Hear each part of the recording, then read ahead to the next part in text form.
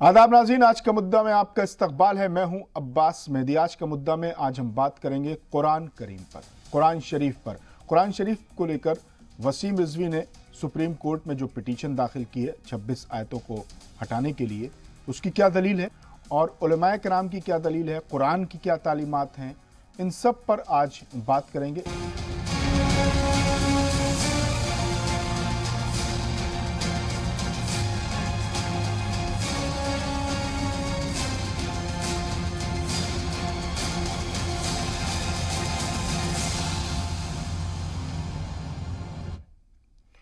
कुरान इस दुनिया में इंसानों को सच्चा और सही रास्ता दिखाने के लिए आया था।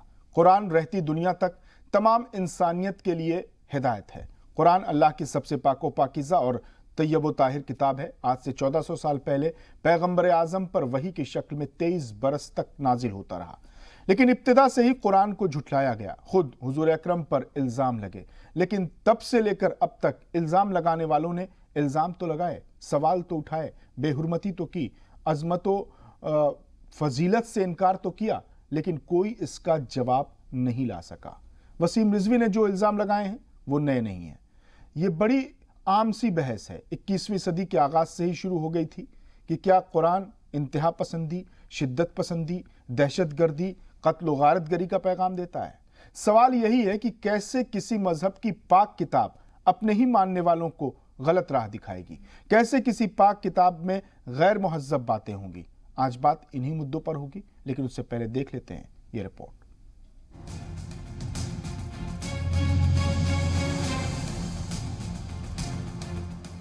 दुनिया के तकरीबन 1.5 अरब से ज्यादा मुसलमानों की सबसे पाको पाकीज़ा और तैयब व ताहिर किताब कुरान शरीफ की आयतों को लेकर हिंदुस्तान में बड़ा तनाज़ा पैदा हो गया है।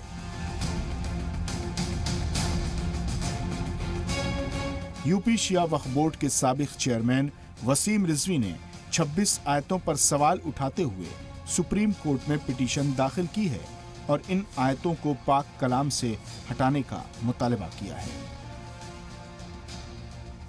इस तरह की 26 आयतें ऐसी देखने को मिलती हैं जिससे इंसान में अलग होने की एक शिक्षा मिलती है कि तुम अलग हो और धर्मों से, तुम कत्ल करने के लिए तुमको छूट दी गई है, काफिरों का कत्ल कर दो। ये तमाम चीजें हैं जो हमने अपनी पीआईएल में सुप्रीम कोर्ट में दाखिल की है। वसीम रिजवी के इस अमल और कदम से आलम इस्लाम में शदीद गम और गुस्से का इजहार किया जाने लगा। बड़ी तादाद में लोग अपने अपने इलाकों में मुजाहरा कर रहे हैं। लखनऊ में तहफ़्फ़ुज़ कुरान के उन्वान पर एक बड़ा जलसा मुनक़्क़िद हुआ। इस जलसे में तमाम मसलक और मजहब के रहनुमाओं ने शिरकत की और वसीम के खिलाफ कार्रवाई का मुतालबा किया। जब तक ये जेल नहीं जाएगा हमारा एहतजाज जारी रहेगा। इस पर देशद्रोह का मुकदमा चलना चाहिए और इसको जेल भेजना चाहिए, क्योंकि बाहर की ताकतों से मिलकर हिंदुस्तान में कत्ल खून फैलाना चाहता है, फितना फसाद फैलाना चाहता है, दंगे करवाना चाहता है। ये हिंदुस्तान का दुश्मन है, दुश्मन ताकतों का एजेंट है। इसके खिलाफ सुप्रीम कोर्ट जो है वो सख्त कार्रवाई करे। हुकूमत 153A में पहले भी हो चुकी है, दोबारा फिर करे और उसको जेल भेजे। गवर्नमेंट ने शर्जील इमाम को दूसरे दिन गिरफ्तार कर लिया था 153A में। इस पर 10 महीने से लगी हुई, आप तक क्यों गिरफ्तार नहीं किया गया? इसे क्यों नहीं पकड़ा गया? इसे वसीम रिजवी के इस कदम की न सिर्फ अवाम मुखालफत कर रहे हैं, बल्कि खुद उनके अहले खाना ने भी इसकी मजम्मत की है और उनसे ला ताल्लुकी का इजहार किया है। से हमारा कोई ताल्लुक नहीं है, न उनका भाई हूँ छोटा, न मेरी माँ का है, न मेरे भाई का है, न मेरी बहन का, किसी का कोई ताल्लुक नहीं है उनसे। वो पागल हो गए हैं, मजनून हो गए हैं। वो जो समझ में आते हैं वो करते हैं। न वो नमाज न रोज़ा कुछ करते नहीं, न उनको दीन न इस्लाम से कोई मतलब है, इसलिए वो इस तरह की बातें बोलते हैं। जो दीन और इस्लाम से जुड़ा होता है उसके दिल में खौफ होता है, वो इस तरह की बातें बोल ही नहीं सकता। मुसलमानों का अकीदा है कि कुरान जिस शक्ल में पैगंबर आखिरुज़्ज़मा पर नाजिल हुआ था, आज 1400 साल बाद भी उसी शक्ल में मौजूद है। इसमें किसी भी तरह की कोई तब्दीली ना तो हुई है और ना हो सकती है। हालांकि कुरान पर सवाल हमेशा उठते रहे हैं, लेकिन कोई इसकी एक आयत का भी जवाब अब तक नहीं ला सका। ब्यूरो रिपोर्ट, जी मीडिया। اور اس اہم موضوع پر بات کرنے کے لیے ہمارے ساتھ موجود ہیں اجمیر درگاہ کمیٹی کے وائس چیئرمین سید بابر اشرف صاحب، اسلامک اسکالر مفتی شمعون قاسمی صاحب، سینئر ایڈوکیٹ احتشام ہاشمی صاحب اور اسلامک اسکالر مختار اشرف صاحب۔ ہم تمام مہمانوں کا استقبال کرتے ہیں۔ پہلا سوال میرا بابر اشرف صاحب سے ہی ہے۔ بابر اشرف صاحب، وسیم رضوی کا جو عمل ہے، جو بیان ہے، اس نے جو پٹیشن داخل کی انہوں نے سپریم کورٹ میں، اس پر میں سب سے پہلے آپ کا ری ایکشن جاننا چاہتا ہوں، آپ کا رد عمل جاننا چاہتا ہوں، آپ کیا کہنا چاہتے ہیں یہ جاننا چاہتا ہوں۔ دیکھیے، ایک پہلی بات یہ ہے کہ پٹیشن کس پہ کی ہے انہوں نے، اس کلام کو بدلنے کے لیے۔ جی، میرا مکان ہے، کوئی کنفلکٹ ہے مجھ سے رائٹ کے اوپر تو مجھ پہ کریں گے۔ تو سوال یہ ہے کہ وہ جو کلام ربی ہے، وہ جو قرآن شریف ہے، وہ کلام کس کا ہے؟ وہ ملکیت کس کی ہے؟ وہ امانت کس کی ہے؟ وہ تو رب قدیر کی ہے۔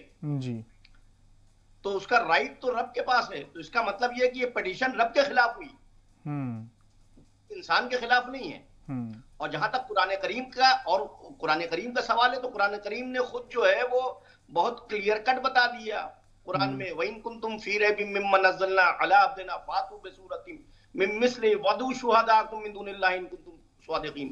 بہت کلیئر کہہ دیا انہوں نے۔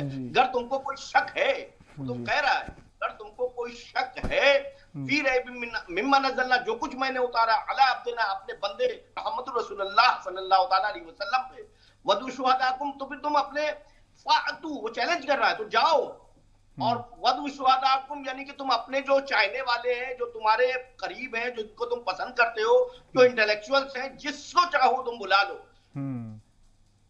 اور سوائے اللہ کے، ان کنتم صادقین، اگر تم سچے ہو۔ تو وہ تو رب قدیر خود کہہ رہا ہے، چیلنج کر رہا ہے، یہ نہیں پوری دنیا انسانیت کو چیلنج کر رہا ہے وہ جی، اور وہ اس بات کو بتا رہا ہے کہ بھئی تمہیں اگر کوئی شک ہے، اور 1450 سال سے اس وقت عرب کو یہ چیلنج کیا گیا، جو اس کے یعنی کہ جسے کہیے کہ وہ عربک کلچر کے اندر، عربک زبان کے اندر، کلام کے اندر، لٹریچر کے اندر، پوئٹ کے اندر جو اعلیٰ یعنی کہ عربی میں فصیحت رکھتے تھے، بلاغت رکھتے تھے، جو عروج کے اوپر تھے، اور اس کے بعد یعنی کہ یہود و نصارہ آج 1450 سال سے اس کے اندر کوئی زیر و زبر کے فرق کے لیے ڈھونڈ رہے، کوئی نہیں ڈھونڈ سکا۔ تو یہ شر و فساد و فتنہ ہے، اور یہ ظاہر سی بات ہے اس کے اوپر کسی کی پشپنائی ہے، اور یہ کوئی چھوٹی چیز نہیں ہے جو انہوں نے کی ہے، اور نہ معاف کرنے والی چیز ہے کہ اس کو معاف کیا جا سکے۔ میں تو بڑی صاحب سے دیکھیں، ایک مثال میں آپ کو دیتا ہوں کہ پوری دنیا سے لوگ حج کرنے کے لیے جاتے ہیں، تو حج کیا ہے؟ اپنے اسلاف کی تاریخ کو دہرانا۔ صفے مروہ کے اوپر ہم دوڑتے ہیں جس طریقے سے بی بی ہاجرہ دوڑی، یعنی کہ ہم صرف اس کی جو ہے وہ نقل کرتے ہیں، اور اسی طریقے سے ہم جو ہے وہ مزدلفہ سے کنکریاں بنتے ہیں، پھر جا کے ستون کنکری، شیطان کو کنکری مانتے ہیں۔ شیطان وہاں پہ نہیں ہے۔ کنکری مارتے کیوں ہیں؟ کنکری مارتے اسی لیے ہیں کہ پوری دنیا کے انٹلیکچوئل کو اور تمام کیا نام ہے اہل ذہن کو، اہل فکر کو وہاں بلایا جاتا ہے، اور بلا کے یہ میسج دیا جاتا ہے کہ تم جو ہے دنیا کے اندر جب بھی کوئی فتنہ کھڑا ہو تو اپنے جائز پیسے کو خرچہ کر کے پوری قوت لگاؤ، پوری طاقت لگاؤ، اور اس فتنے کو ختم کرو۔ تو یہ فتنہ ہے، اس میں مذہب یعنی کہ آپ جسے کہیے کہ فرقہ سے اور مسلکی چیزوں سے اوپر اٹھنا ہوگا، اور اس فتنے کو ہر حالت کے اندر دفن کرنا ہوگا۔ اور ہم نے ابھی یعنی کہ قانونی طریقے سے عدلیہ سے اپیل کی ہے، حکومت ہند سے اپیل کی ہے، صوبائی حکومت سے اپیل کی ہے، جو جمہوری طریقہ ہے ہم نے اس کا طریقے سے بتایا ہے کہ یہ ملک میں نہیں پوری دنیا میں فساد کرانے کا ایک بہت بڑا فتنہ تھا، جس کو ہر حالت میں یعنی کہ سو موٹو لینا چاہیے، کورٹ کو بھی سو موٹو لینا چاہیے، کیا نام ہے حکومت کو بھی۔ اور اگر وہ اس کے اوپر اپنے، میں بڑے ذمہ داری کے ساتھ کہہ رہا ہوں، اگر اس نے اپنی ذمہ داری کو نہیں نبھایا اور اس ملک میں بدامنی پھیلنا اور کیوس کرنے کی اجازت دی، اور تو ہم لوگ جو ہیں وہ اس یعنی کہ اس مرض کا علاج جو فتنے کے روپ میں آیا ہے، جو پورے ملک کو کھا جائے گا، پوری دنیا کو اپنی چپیٹ میں لے لے گا، ہم خود اس کا علاج کر لیں گے۔ ٹھیک ہے سر، ہمارے ساتھ مفتی شمعون قاسمی صاحب بھی موجود ہیں۔ مفتی شمعون قاسمی صاحب، میں آپ کی بھی رائے اس مدعے پر جاننا چاہتا ہوں۔ وسیم رضوی نے جو 26 آیتوں کے خلاف سپریم کورٹ میں پٹیشن داخل کی ہے۔ ہاں، بات میں دیکھیے، پہلی بات تو یہ ہے کہ سرے سے وہ جیسے آپ نے ابتدا میں کہا کہ بہت سارے لوگوں نے اعتراضات کیے شروع سے ہی، اور کہا قرآن کے से लगते चले आए, मगर कोई भी एक आयत नहीं, एक आयत का टुकड़ा भी बना के नहीं ला सकते, क्योंकि ये अल्लाह का कलाम है और अल्लाह ने अपने बंदों के लिए की हिदायत के लिए भेजा। तो मैं पहले ही कहना चाहता हूँ कि ऐसे लोगों से कि पहले तो कुरान की उन आयतों के बारे में जरा बताएं तो सही। एक आयत ऐसी नहीं है जो इंसानियत के खिलाफ कहीं कोई मैसेज जाता हो, बल्कि इंसानियत के फलाह के लिए कुरान करीम को नाज़िल किया।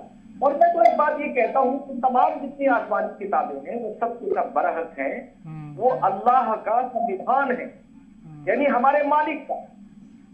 उस मालिक ने हम सबको एक ही नर नारी से पैदा किया है, हम सबके खून के रिश्ते हैं। और ऐसा कैसे हो सकता है कि वो मालिक के कायनात जिसे हमारे माँ बाप से 70 गुना मोहब्बत है, ज्यादा मोहब्बत है, वो अपने बंदों के बारे में क़त्ल की बात कैसे कर सकते?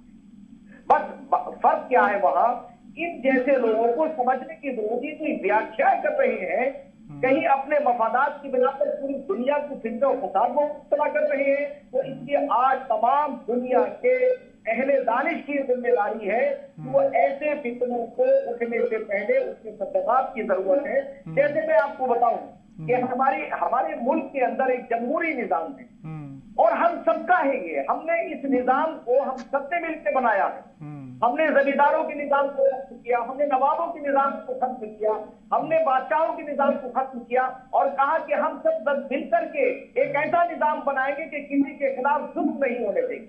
यही हजरत मोहम्मद सल्लल्लाहु अलैहि वसल्लम का पहला अमल ये था।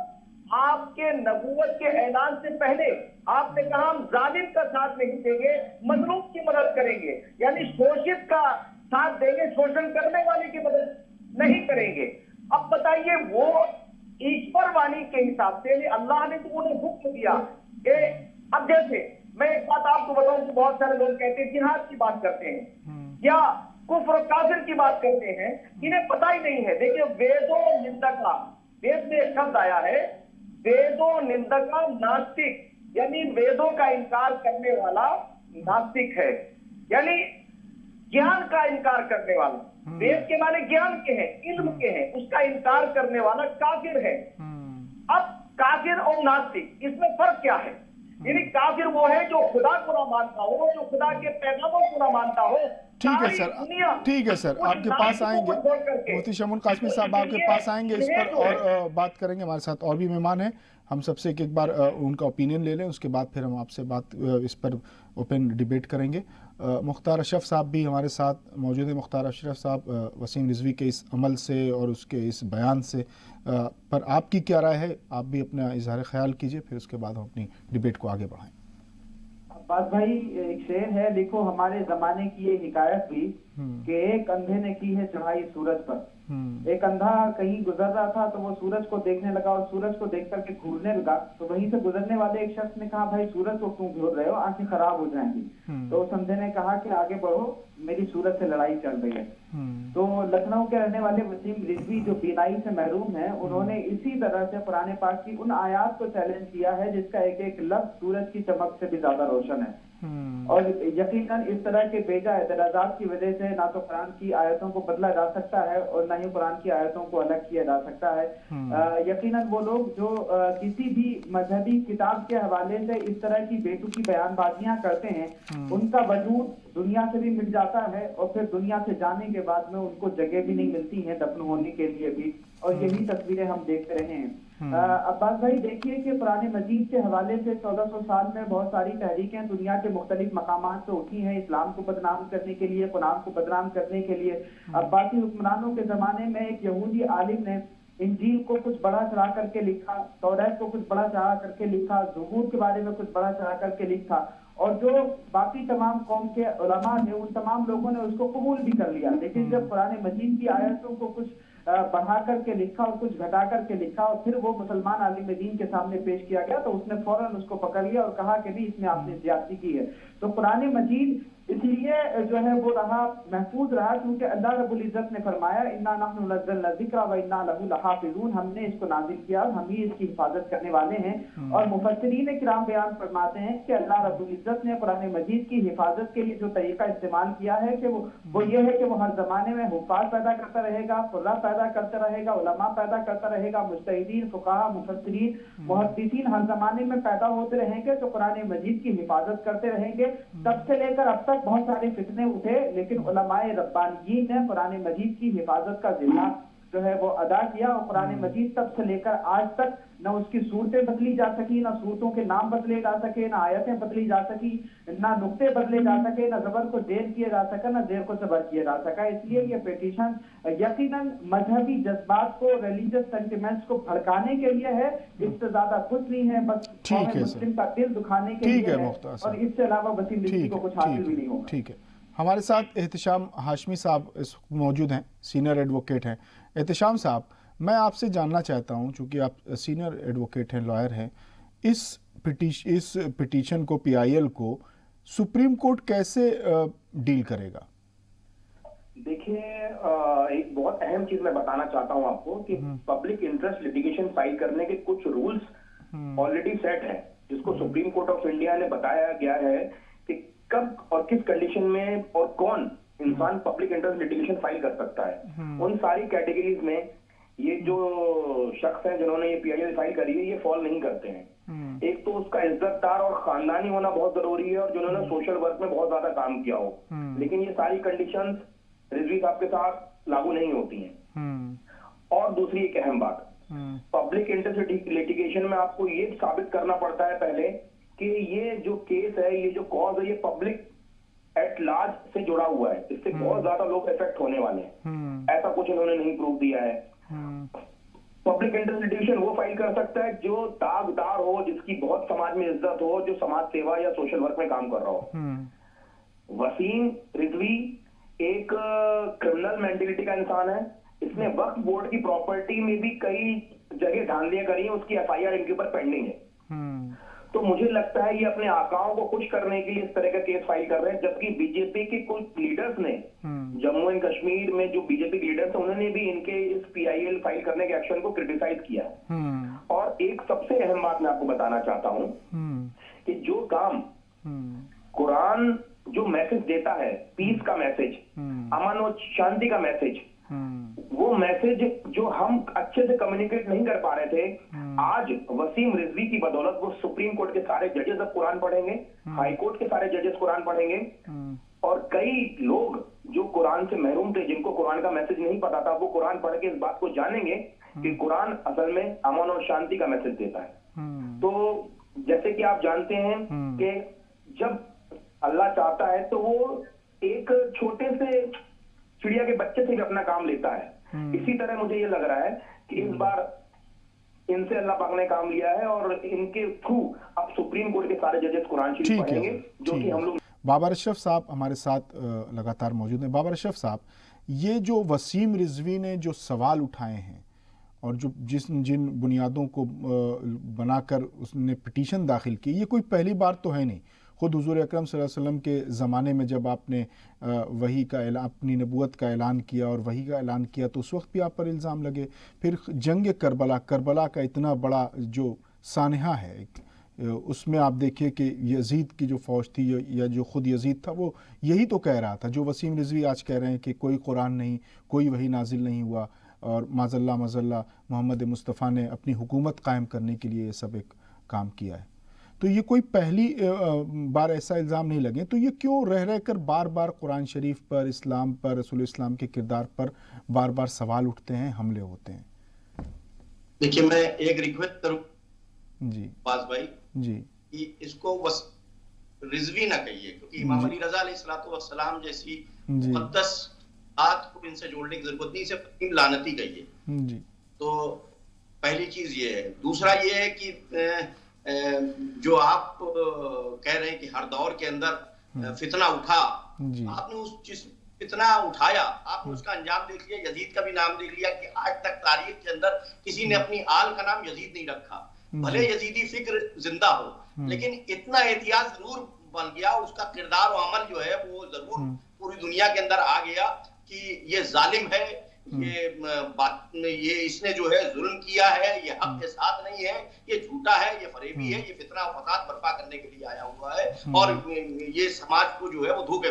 तो आज वसीम के लिए भी यही है कि ये मैं आपको बड़े खुले अल्फाज में कह रहा हूँ कि it has been as a tool, इसको एक हथियार के रूप में, तंत्र के रूप में, एक टूल के हैसियत से यूज किया गया है और कि कियोस हो, और जो लोग अपने मकसद में कामयाब नहीं हो रहे थे और जो खुद नहीं कह सकते थे, उन्हीं ने बहैसियत हमारे ही बीच में से एक आदमी को निकाला जो उनकी तहरीक को आगे बढ़ा सके, जो उनके मिशन को आगे बढ़ा सके। तो वो जो लोग रीड नहीं कर सकते थे, उनको एक ऐसा आदमी चाहिए था जो उनकी बात को कह सके। तो जाहिर सी बात है ये सीबीआई के दबाव में है, इन्होंने भ्रष्टाचार किया हुआ, ये जेल जाने के कगार पे है, और बिल्कुल जेल जाने के कगार पे क्या, मैं चैलेंज के साथ कह रहा हूँ, इनके सारे जितने भी कारनामे हैं उसको यानी कि जुडिशियल बॉडी बना के और उसकी जांच की जाएगी, तो ये सारी चीजें आया हो जाएंगी और ये सारी चीजें खुल के आ जाएंगी कि किस तरीके से इन्हीं ने जो है वो वक्फ बोर्ड को, जो कि लोगों की फलाह और बहबूद के लिए कायम किया गया, उसके अंदर जो है वो लूट मचाई है और अपने वेस्टेड इंटरेस्ट को मीट आउट करने के लिए इस्तेमाल किया कि ये सिर्फ उससे बचने के लिए, और इनके पास कोई रास्ता नहीं है। इनको मालूम है कि बाबर अशरफ साहब, ये बार बार कहा जा रहा है कि वसीम रिजवी के पीछे कोई ताकत है, कुछ लोग हैं, कुछ फोर्सेस हैं, कुछ बहुत बड़ी साजिश है। तो वो कौन लोग हैं और क्यों ये वक्त चुना गया जब ऐसा माहौल है, और क्या इसके पीछे जो साजिश है उसका मंसूबा क्या है, उसकी मंशा क्या है? देखिए, इसमें बहुत सी चीजें हो सकती हैं। एक तो इसमें बड़ा काम ये करने की कोशिश की गई कि सुन्नी अहले सुन्नत वल जमात और अहले शिया को लड़ाने की कोशिश की गई। और आप देखिए उनके जमान के जो उनका तरीक़ेकार था सहाबा इकराम के ताल्लुक से, और जिस किस्म से उन्होंने नाम लेने की कोशिश की, वो क्लियर कट था कि वो शिया और सुन्नी को कॉन्फ्लिक्ट हो। लेकिन आज अहले सुन्नत वल जमात को, हम लोगों को ये बहुत अच्छी तरह मालूम है कि पिछले एक तवील अरसे से इस बात की कोशिश की जा रही है कि किसी तरीके से इन दो समाजों को डिवाइड करके रखा जाए। अब हम उस फितने से और इस साजिशों से आगाह हैं, इसलिए हमने इस बात को बड़े खुले तौर पे अखबार में भी और अपने बयानात में कहा है कि आज हमको जो है वो होशमंदी से काम लेना है और ऐसे फितने और फसाद और ऐसे लोगों के जाल में नहीं फंसना है, और हमें इत्तेहाद और इत्तेफाक के साथ ऐसे फितने के लिए एकजुट होकर लड़ना होगा और इनको सफाई हस्ती से मिटा देना होगा। लेकिन बाबर साहब, आपको लगता है कि अगर कोई कुरान पर इल्ज़ाम लगाकर फ़िरक़ों में किसी को तकसीम कर सकता है, तो कुरान तो मुत्तहिद है, कुरान पर तो इत्तेफाक है, मुत्तफ़िक़ा तौर पर कुरान पर तो किसी को कोई सवाल है नहीं, तो कुरान पर अगर इल्ज़ाम लगा है तो इसके पीछे क्या ये मंशा है कि शिया और सुन्नियों के दरमियान इख्तिलाफ और ज़्यादा पैदा किया जाए, दूरियां पैदा की जाएं, कंट्रोवर्सी पैदा की जाए? कोई कदम नहीं आता, कुरान में कोई तब्दीली नहीं हो सकती, लेकिन इंसान तो नफ्स के ताबे है ना, तो उसको भटकाया जा सकता है, उसको डिवाइड किया जा सकता है, वो जो है राइट हो सकता है। लेकिन अल्हम्दुलिल्लाह मौला का बड़ा शुक्र है कि आज इस फितने से सब लोग आगाह हैं और सब एकजुट हैं, इत्तेहाद और इत्तेफाक के साथ एक प्लेटफॉर्म के ऊपर हैं। और यही नहीं, इस किस्म की जितनी भी साजिशें हैं और इस किस्म के जितने भी लोग हैं, अब इनको इंशाअल्लाह मुस्तकबिल में जवाब दिया जाएगा, जुडिशरी के जरिए जवाब दिया जाएगा, हुकूमत में बैठे हुए लोगों के जरिए, एडमिनिस्ट्रेशन में जाके हम जो भी जमहूरी तरीका है उसको अपनाएंगे, और उसके बाद जो समाजी तरीका है उस तरीकों को भी अपनाएंगे कि ऐसे कोई लोग सोशल रिफॉर्म के ऊपर, सोशल प्लेटफॉर्म के अंदर उनको किसी भी जगह को न मिल सके। ठीक है सर, हमारे साथ मुफ्ती शमून कासमी साहब भी हैं। मुफ्ती शमून कासमी साहब, बार बार सवाल उठता है कुरान पर, इस्लाम पर, मुसलमानों पर, वेस्टर्न मीडिया ने नए नए टर्म ईजाद किए। क्या अगर कुरान के हवाले से जो सवाल उठ रहा है, कुरान पर जो सवाल उठ रहे हैं, क्या मुफस्सिरीन कुरान की कुछ कहीं गलतियां हैं, कुछ उनसे चूक हो गई हैं? अलग अलग मुफस्सिरीन ने अलग अलग अंदाज में जो बयान किया है, तर्जुमे कुछ अलग अलग हो गए हैं? देखिए, उसके तराजिम अपने अपने हिसाब से जैसे व्याख्या करने वाले लोग होते हैं, हो सकता है उन्होंने अपने अपने ऐसे जैसे वसीम के बारे में आप बात कर रहे हैं, तो उन्होंने अपने हिसाब से व्याख्या की और उन्हें ये लगा, उनके बहुत सारे लोगों को कुरान की आयत के बारे में इंसान नहीं कर रहे हैं। कुरान ये दावा करता है कि उसका एक ऐसा नहीं है जो इंसानों को नुकसान है, बल्कि आप देखिए कि जहाँ इख्तलाफात की बात आती है तो अल्लाह पाक क्या कहते हैं, अल्लाह का कलाम है, वो कहते हैं तालो इला कलिमतिन तमाम बैनकुम अल्लाह नाबुदा इल्लल्लाह, यानी कहा जब मुख्तलिफ लोगों में आप में कोई ऐसे इख्तलाफात हो जाए तो आप ऐसे पॉइंट के ऊपर आइए जिसके ऊपर तुम्हें एकता हो सकती है, यानी आप उससे सहमत हो सकते हैं। तो वो क्या है कि हमारा मालिक एक है। वो सारे ज्ञान ये कहते हैं कि तमाम कायनात एक नर नारी की संतान, और हमने कुरान को पढ़ करके ये समझा।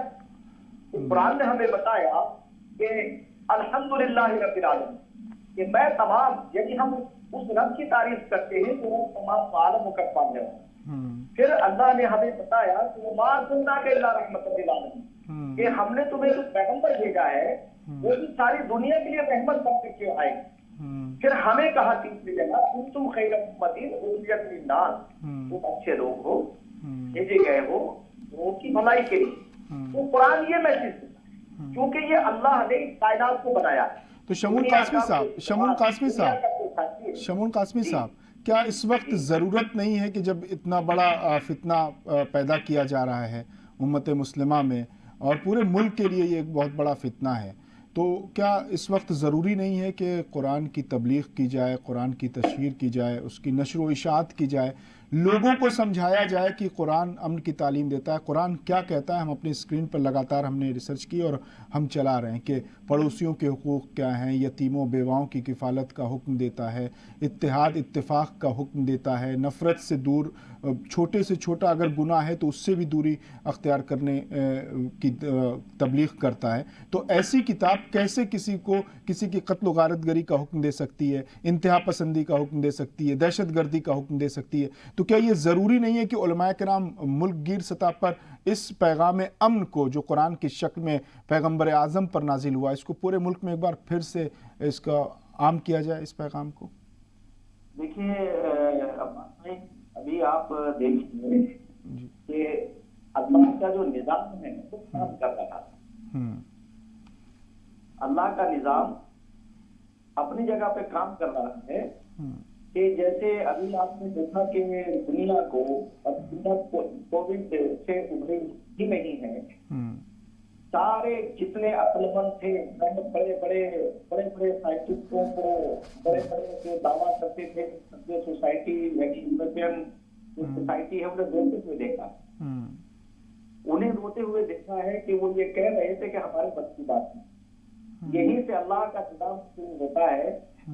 अब ये देखिएगा कि मैं तो ये कहता हूँ कि तमाम, जैसे मैंने पहले कहा कि संसार का पहला ग्रंथ वेद और अंतिम ज्ञान कुरान, और दोनों का मूल है। और दोनों ने हमें ये बताया कि हमने एक ही नर नारी से पैदा किया।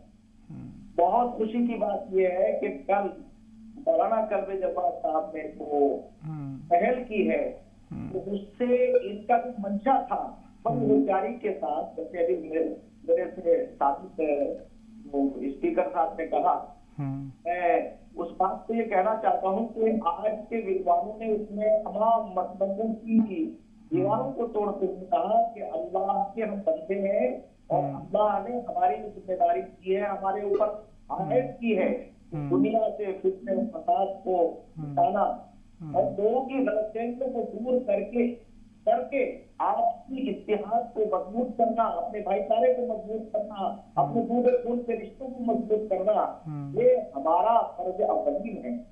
उलमा हो उसमें, दानिश्वर हो उसमें। तो मैं एक बात ये कहना चाहता हूँ कि पहले कुरान के साथ हमने वेद को पढ़ा, तो हमने आज बहुत सारे लोगों से गुफ्तगू हमने कहा भाई जिस वक्त जगत गुरु शंकराचार्य को 2005 में गिरफ्तार किया गया था, तो हमने ये कहा था कि ये जगत गुरु शंकराचार्य का अपमान नहीं है, ये समस्त धर्मों के धर्माचार्यों का अपमान है। आज भी मैं ये बात कहता हूँ कि कुरान करीम के खिलाफ इस तरह की जसारत करना और वो कुरान वो किसी में भेदभाव न करने की बात करना, बिल्कुल वो सभी मजहब की तौहीन है, किसी भी मजहब, कुरान की भी यही तालीम है। हमारे साथ मुख्तार अशरफ साहब भी मौजूद हैं। मुख्तार अशरफ साहब, एक टर्म इजाद किया गया वेस्टर्न मीडिया की तरफ से, इस्लामी आतंकवाद या इस्लामी जिहाद, या अब उस इस्लामोफोबिया एक नया टर्म है, पूरी दुनिया इस्लामोफोबिया में मुब्तला है। इसकी हकीकत क्या है? कुरान की क्या तालीमात है? जिहाद कुरान की नज़र में क्या है जिहाद का मतलब, और दुनिया को जिहाद का मतलब क्या बताया गया और समझाया गया? دیکھیے عباس بھائی، اللہ کے رسول صلی اللہ علیہ وسلم جب بھی کبھی نکلتے تھے تبلیغ کے لیے اور جب لوگوں کی طرف سے اس پر ریاکشن ہوتا تھا مسلمانوں پر یا آقا علیہ الصلوۃ والسلام پر پتھر بازی کرتے تھے، تو حضور نے ہمیشہ یہ دعا ارشاد فرمائی، اللہم اہد قومی فانہم لا یعلمون، اے اللہ میری قوم کو ہدایت دے کیونکہ یہ مجھے نہیں جانتے۔ مولا علی قدم اللہ وجہ ارشاد فرماتے ہیں الناس اعداء ما جہلوا، انسان اس چیز کا دشمن ہو جاتا ہے جس چیز کو نہیں جانتا ہے۔ تو اگر اسلام مخالف آوازیں اٹھ رہی ہیں یا قرآن مجید کے حوالے سے اس طرح کی باتیں ہو رہی ہیں تو اس میں میکسیمم لوگ ایسے ہیں جو قرآن کے حوالے سے جانتے ہی نہیں ہیں کہ قرآن کیا کہتا ہے، اس لیے ان کو بتانا زیادہ ضروری ہو جاتا ہے، یا جو لوگ برہمت ہو گئے ہیں جن کو غلط فہمی ہو گئی ہے ویسٹرن میڈیا کے ذریعے، ان کو یہ بتانا زیادہ ضروری ہو جاتا ہے کہ قرآن کے حوالے سے جہاد کس کو کہا جاتا ہے۔ دیکھیے قرآن مجید میں جن 26 آیتوں کا تذکرہ ہوا ان میں جہاد کا تذکرہ ہوا، لیکن جہاد کے ساتھ میں ان آیتوں میں قتال کا تذکرہ نہیں ہوا، اور یہ دونوں الگ الگ چیزیں ہیں عباس بھائی، جہاد اور قتال۔ قتال کا تذکرہ قرآن مجید میں ہوا اور جہاد کا تذکرہ بھی قرآن مجید میں ہوا، لیکن جہاں قتال کا ذکر ہے وہاں جہاد کا ذکر نہیں ہے، اور جہاں جہاد کا ذکر ہے وہاں قتال کا ذکر نہیں ہے۔ اور جہاد کا مطلب ہے جد و جہد کرنا ہے، اسٹرگل کرنا، کوشش کرنا، اور جہاد کی جو الگ الگ قسمیں بیان کی گئی ہیں وہ جہاد بالنفس ہے، جہاد بالعلم ہے، جہاد بالعمل ہے، جہاد بالمال ہے۔ جہاد بالنفس کا مطلب یہ ہے کہ سیلف ڈیزائر کو کنٹرول کرنا، اپنی خواہشات کو قابو میں رکھنا، اپنے آپ کو بے لگام ہونے سے بچائے رکھنا، اپنی انا کو کنٹرول کرنا۔ جہاد بالعلم کا مطلب یہ ہے کہ خود بھی علم حاصل کرنا اور دوسروں کو بھی علم کی ترغیب دینا، اور اس طرح کے ادارے قائم کرنا کہ جہاں علم کی روشنی لوگ حاصل کر سکیں۔ جہاد بالعمل کا مطلب یہ ہے کہ جو علم حاصل کیا ہے اس علم پر عمل کیا جائے، برائی سے بچا جائے، اچھائی پر عمل کیا جائے، لوگوں میں علم کا نور پھیلایا جائے اور عملی کردار لوگوں کے سامنے پیش کیا جائے۔ جہاد بالمال کا مطلب یہ ہے کہ انسان جد و جہد کرے مال کو حاصل کرنے کی، اور اس مال کے ذریعے حلال کمائی کے ذریعے خلق خدا کی خدمت کرنے کی، اور لوگوں کے درمیان جو ہے وہ روزگار بھی تقسیم کرنے کی کوشش کرے، اور ہر طرح سے غریب معاشرے کو بیلنس کرنے کی کوشش کرے، تو یہ جہاد کا مطلب ہے۔ اور پھر رسول اللہ صلی اللہ علیہ وآلہ وسلم ایک مرتبہ جب جہاد سے واپس آئے، جب غزوے سے واپس آئے، تو رحمت عالم صلی اللہ علیہ وسلم نے ارشاد فرمایا رجعنا من الجہاد اکبر الی جہاد الاصغر، یعنی ہم لوٹے جہاد اصغر سے جہاد اکبر کی طرف۔ اس کا مطلب یہ ہے کہ جو جنگ میں وہ جو جنگ تھی جہاں قتل و غارت گری ہو رہی تھی، جو غزوہ تھا وہ جہاد اصغر تھا، اور اب جب ہم اپنے نفس کو تابع کرنے کی کوشش کریں گے، عبادتیں کریں گے، تو یہ جہاد اکبر ہے، یہ بڑا جہاد ہے۔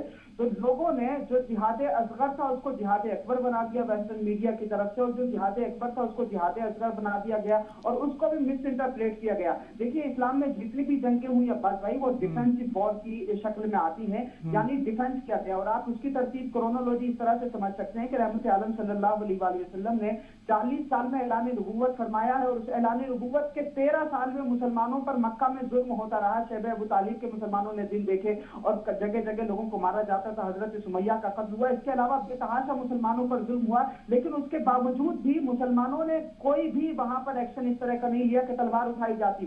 13 سال کے بعد میں جب یہ حکم دیا گیا کہ اب ظلم حد سے بڑھ گیا تو اب یہاں سے مائگریٹ کر لیں، تو مائگریٹ کر کے مسلمان جب مکہ سے مدینہ شریف کی طرف پہنچے ہیں تب بھی ان کفاران مکہ نے، دشمنوں نے مدینہ میں بھی رہنے نہیں دیا، اس کی سازشیں کرنے لگے اور مدینہ کے لوگوں کو بھڑکانے لگے۔ اس وجہ سے پھر حکم آیا 14 سال کے بعد میں یہ حکم آیا اذن للذین یقاتلون بانہم ظلموا، لڑو ان سے جو تم سے لڑتے ہیں، وان اللہ علی نصرہم لقدیر الذین اخرجوا من دیارہم بغیر حق، ان لوگوں سے لڑو جنہوں نے تمہیں اپنے گھروں سے نکالا ہے۔ اس سے پہلے جنگوں کے کوئی اصول نہیں ہوتے تھے، لیکن رسول اللہ نے اپنے تمام فوجیوں کو یہ کہہ کر کے بھیجا کہ ان کو مت مارنا جو کھیت میں کام کر رہے ہوں، عورتوں کو نہ مارنا، بچوں کو نہ مارنا، بوڑھوں کو نہ مارنا، جو عبادت خانوں میں مندروں میں عبادتیں کر رہے ہوں ان پر ہاتھ نہ اٹھانا، یعنی لڑنا انہی سے جو تم سے لڑتے ہو۔ اس سے پہلے جنگ کا کوئی اصول نہیں تھا، لیکن رسول اللہ نے 1400 سال بعد میں جب یہ ڈیفینسو وار کی تو اس ڈیفینسو وار میں بھی کہا کہ عام قتل و غارت گری نہیں کرنی ہے، بس جو تمہارا گریبان پکڑے اس کا گریبان پکڑنا ہے، افینسو وار نہیں کرنا ہے بلکہ ڈیفینسو وار کرنا ہے۔ اور آپ کو ایک بات بتاؤں کہ یہ جتنی بھی جنگیں ہوئی ہیں یہ مدینہ شریف کے ارد گرد ہوئی ہیں، اور مدینہ شریف کے ارد گرد ہونے کی جو وجہ ہے وہ یہ ہے کہ جو دشمن تھے وہ آتے تھے مدینہ پر حملہ کرنے کے لیے، تو پھر مدینہ سے نکل کر کے جو ہے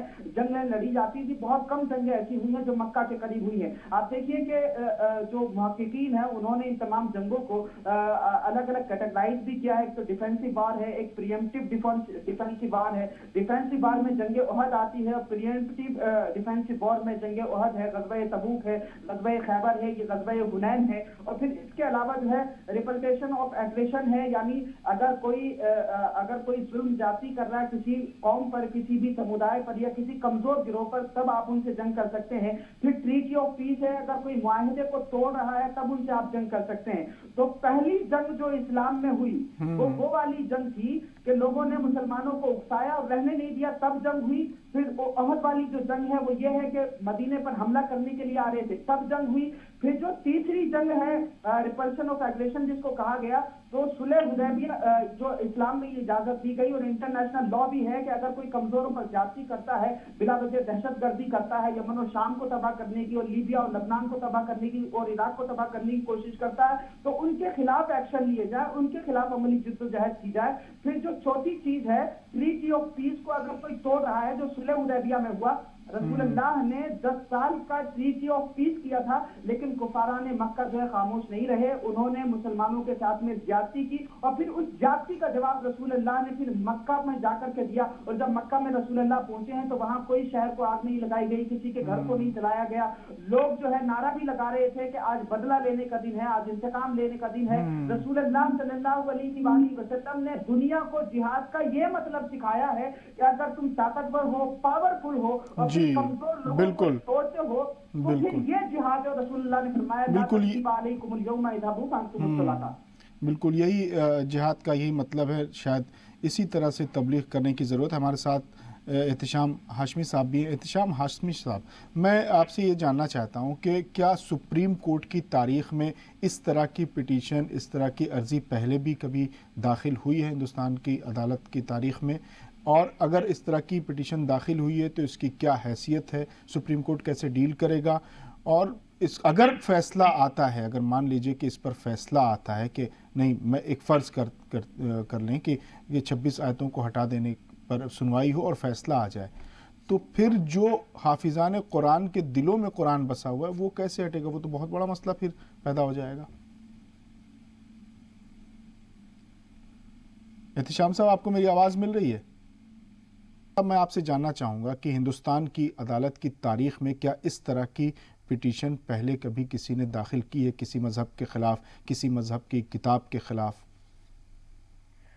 देखिए, कलकत्ता हाई कोर्ट में एक पिटीशन फाइल हुई थी जिसमें इस तरह की बातें लिखी गई थी। उस पिटीशन को कोर्ट ने डिसमिस किया है और डिसमिस कहते हुए कोर्ट ने ये बोला है कि ये आसमान से उतरी हुई किताब है, इसमें हम ना कुछ चेंज कर सकते हैं, ना हम कुछ इसमें बोल सकते हैं। और जो भी पिटीशन ये फाइल हुई है, ये सिर्फ हिंदुस्तान में जो गंगा जामनी तहजीब है, हिंदू मुस्लिम भाईचारा है, यूनिटी है, उसको डिस्ट्रॉय करने के लिए की गई है। ये पिटीशन जो है ये अल्टीरियर मोटिव से फाइल की गई है, इसके पीछे कोई भी पब्लिक इंटरेस्ट लिटिगेशन नहीं हो सकता। इस ग्राउंड पे ऑलरेडी एक पिटीशन डिसमिस हो चुकी है और मुझे पूरा यकीन है हिंदुस्तान की अदालत पे। आप और हम सब जानते हैं कि हिंदुस्तान की अदालत और हिंदुस्तान के जजेस दुनिया की बेहतरीन अदालत में से हैं और दुनिया के बेहतरीन जजेस हमारे यहाँ हिंदुस्तान में है, सुप्रीम कोर्ट में। मुझे पूरा यकीन है, as a lawyer Supreme Court of India, as an Indian Muslim, as an Indian citizen, मुझे पूरा यकीन है कि पहली। एहतिशाम साहब, मेरा एक सवाल है कि फ़र्ज़ कर लीजिए कि इस पिटीशन को एडमिट कर लिया गया, एक्सेप्ट कर लिया गया, इस पर सुनवाई हुई और कहा कि नहीं साहब, ये जो 26 आयतें हैं, ये जो वसीम की दलीलें हैं वो सही हैं, तो इस पर फिर कैसे इस पर काम होगा? क्योंकि हाफिज़ान कुरान तो हिंदुस्तान में बहुत हैं। देखिए, हम इस तरह की प्रिजम्पशन नहीं कर सकते क्योंकि मुझे पूरा यकीन है और मैंने संविधान भी पढ़ा है, कुरान भी पढ़ा है और मैं पूरे यकीन के साथ कह सकता हूँ पहली चीज तो नोटिस ही नहीं होगा। लेकिन फिर भी एकेडमिक पर्पस के लिए अगर हम मान लें कि कोर्ट नोटिस इशू करती है तो मुझे लगता है कि ये मुस्लिम कम्युनिटी के लिए एक बहुत अच्छा मौका होगा कि हम कोर्ट के माध्यम से पूरे हिंदुस्तान को ये मैसेज दे सकते हैं कि कुरान अमन शांति का मैसेज देता है, प्यार मोहब्बत का मैसेज देता है, भाईचारे का मैसेज देता है। कुरान बताता है कि आपका पड़ोसी भी भूखा ना सोने पाए और मजदूर की मजदूरी उसका पसीना सूखने से पहले उसे मिले। कुरान पहला डॉक्यूमेंट है जिसमें जस्टिस की बात की गई है, जिसमें इक्वलिटी की बात की गई है, जो कि हमारा संविधान आज कर रहा है। वो कुरान 1400-1500 साल पहले बता चुका है कि जस्टिस और इक्वलिटी क्या होता है। ठीक है सर, ठीक है सर। हमारे साथ बाबर अशरफ साहब भी लगातार बने हुए हैं। बाबर अशरफ साहब, लोग कह रहे हैं कि इल्ज़ाम इसलिए लगते हैं कुरान शरीफ पर या इस्लाम पर कि कुरान कुछ कहता है, इस्लाम कुछ कहता है और मुसलमान कुछ करता है, जिसके नतीजे में ये नौबत आ गई कि अब اس طرح کے الزامات، اس طرح کے سوالات کھڑے کیے جاتے ہیں؟ ہاں بے شک ہماری عملی زندگی میں فرق آیا. جب تک ہم کردار عمل سے اور نبی صلی اللہ تعالیٰ علیہ وسلم اور دستور محمدی صلی اللہ تعالیٰ علیہ وسلم کے مطابق زندگی گزارتے رہے تو یقین مانیے دنیا کی تمام تہذیبوں نے اور کمزور طبقوں نے، civilised section of the society نے آپ کو حق جانا اور آپ کے ساتھ آیا اور آپ کو سپورٹ کیا. اور بہت سی ایسا تاریخ رہی کہ آپ نمبرز میں کم تھے، یہی ملک رہا ہندوستان میں، آپ نمبرز میں کم تھے، اس کے باوجود بھی آپ کو لوگوں نے پسند کیا اور آپ کو حکومت میں رکھا. اور افسوس کی بات یہ ہے کہ آج کی تاریخ میں لوگوں نے قرآن کو پڑھنا اور اس پہ عمل کرنا، یہ جو ہے وہ کافی حد تک جو تربیت جس طریقے سے نئی نسل کی ہونی چاہیے تھی اور جس طریقے سے اس کو آقا دو جہاں صلی اللہ تعالیٰ علیہ وسلم، دستور محمدی صلی اللہ تعالیٰ علیہ وسلم سے آشنا کرنا چاہیے، تو صرف آشنا ہی نہیں، اس پہ عمل کرنے کے طریقہ کار جو ہے وہ بریف کرنا چاہیے تھا، وہ شاید نہیں ہو رہا ہے. اور اس قسم کی جو خانقاہوں کا رول تھا جہاں دن و رات تربیت کی جاتی تھی، جہاں لوگوں کو حقوق اللہ اور حقوق بات دونوں سے آشنا کرایا جاتا تھا، وہ شاید پریکٹیکلی جس طریقے سے ہوتا تھا، جہاں سیکریفائس کا مدعا تھا، جہاں قربانی دے کے بھی جلا دلانا، جہاں پڑوسی آپ کے پاس کھانا نہیں بھی ہے تب بھی پڑوسی کو جو ہے پہلے پوچھ لینا اور اس کو اپنے اگر نہیں ہے دستیاب تو اس میں پانی ملا کے کھانا کھلانا، اس طریقے کا، اور کسی کے دکھ کو اپنا دکھ بنا لینا، یہ جو تربیت تھی اسلام کی، جو روح تھا، یہ اس میں مجھے لگتا یہ ہے کہ عملی زندگی کے اندر اس میں کئی کمی آئی ہے. قرآن کی اس پر عمل مسلمان پیچھے ہوا ہے اور اس کے اوپر انٹلیکچوئل کو، civilised section of the society کو، علماء کو، مشائخ کو، خانقاہ کو آگے آنے کی ضرورت ہے. جی بابر صاحب، ایک سوال لوگ اور کہہ رہے ہیں کہ وسیم کی مخالفت کرنا کہیں نہ کہیں اس کے مشن کو اور مشتہر کرنا ہے، تو کہیں بہت زیادہ مخالفت تو نہیں ہو گئی؟ ایک غیر سنجیدہ شخص جو ہمیشہ اپنے متنازع بیانات کے لیے جانے جاتے ہیں، وہ اگر لگاتار ایسے بیان دے رہے ہیں تو ان کے اس بیان کو بہت سنجیدگی سے لے لیا گیا. دیکھیے میں نے جیسے بتایا کہ کلام ربی کی حفاظت کی ذمہ داری تو خود رب خطیب نے خود لی ہے، تو وہاں تو کوئی حرف نہیں آنا ہے. اور جیسا کہ ابھی آپ کے ساتھ جو ایڈوکیٹ ہے وہ یہ کہہ رہے ہیں کہ یہ بھی اپارچونٹی ہے کہ اللہ تعالیٰ ہی حکمت جانتا ہے کہ اس کو ہو سکتا ہے کہ اس ماحول کے اندر اب اگر یہ 1% جیسے آپ نے کہا کہ اگر ایکسپٹ ہو جاتی تو مجھے لگتا ہے کہ قرآن کیا نام ہے الف لام میم سے لے کے سورہ ناس تک انہیں سب پڑھنا پڑے گا اور ایک لائن پڑھنی پڑے گی اور حالات جاننے پڑیں گے. اگر ایسا ہوا تو میں یقین کے ساتھ کہتا ہوں لوگوں کے دل بدل جائیں گے اور لوگ یہ کہیں گے کہ یہی امن کا مذہب ہے. تو یہ حکمت جاننے والا رب قدیر ہے کہ شاید اس وقت جو ہے وہ جو نفرت اور جو ماحول اور جو ایک تنگیلا کھڑا ہوا ہے اس سے کو کھولنے کے لیے شاید یہ ایک جسے کہتے ہیں اب یہ آگے دیکھنا ہے یہ بون ہے یا بین ہے. لیکن وسیم رضوی کے، وسیم لعنتی کے جہاں تک سوال ہے تو وہ ہمارے اوپر لازم ہے کہ آپ سوچیں کہ شیطان پہ کنکری جب ہم مارتے ہیں تو وہاں پہ کوئی شیطان نہیں ہے، لیکن ہم اس بات کا عہد کرتے ہیں کہ اس قسم کا فتنہ، اس قسم کی برائی جب معاشرے میں کھڑی ہوگی تو ہماری جو ذمہ داری ہے وہ ہم ذمہ داری پوری کریں گے. تو یہ ہمارے اوپر یعنی کہ بغیر غلام آقا دو جہاں صلی اللہ تعالیٰ علیہ وسلم ہم اہل بیت اگر امام حسین کے مشن کو آگے لے جا رہے ہیں تو یہ سمجھ لیجئے ورنہ کیا ضرورت ہے امام حسین کو وہاں سے آگے کربلا میں آنے کے لیے اور جو ہے وہ آواز بلند کرنے کے لیے اور اپنے پورے خاندان کو گٹانے کی کوئی ضرورت نہیں تھی. اللہ نے حفاظت کی ذمہ داری لی تھی، وہ کلام کو محفوظ رکھتا، وہ مشن کو بھی محفوظ رکھتا، لیکن نہیں، انہیں نے ذمہ داری پوری کی. تو کمیونٹی کی جو ہماری اپنی ذمہ داری ہے وہ ذمہ داری ہمیں پڑے گی اور ایسے لوگوں کو، ایسے لوگوں ہی ان کے پیچھے بھی جو لوگ ہیں ان کو بھی جو ہے وہ انجام تک پہنچانا ہو. ٹھیک ہے سر، بہت بہت شکریہ. میرا دل چاہ رہا تھا کہ میں شمعون قاسمی صاحب سے بھی بہت سوال کروں، احتشام ہاشمی صاحب سے، مختار اشرف صاحب سے، لیکن وقت اجازت نہیں دے رہا ہے، دامن وقت میں گنجائش نہیں. بہت بہت شکریہ آپ تمام مہمانوں کا. بابر صاحب بہت بہت شکریہ، شمعون قاسمی صاحب آپ کا بھی بہت بہت شکریہ، مختار اشرف صاحب آپ کا بھی بہت بہت شکریہ، احتشام صاحب آپ کا بھی بہت بہت شکریہ کہ آپ تمام مہمانوں نے اس اہم موضوع پر شرکت کی اور اپنے افکار اور خیالات سے نوازا. تو آج کا مدعا میں آج کے لیے بس اتنا ہی، لیکن اب بنے رہیے زی سلام کے ساتھ، کیونکہ زی سلام پر خبروں کا سلسلہ لگاتار جاری ہے.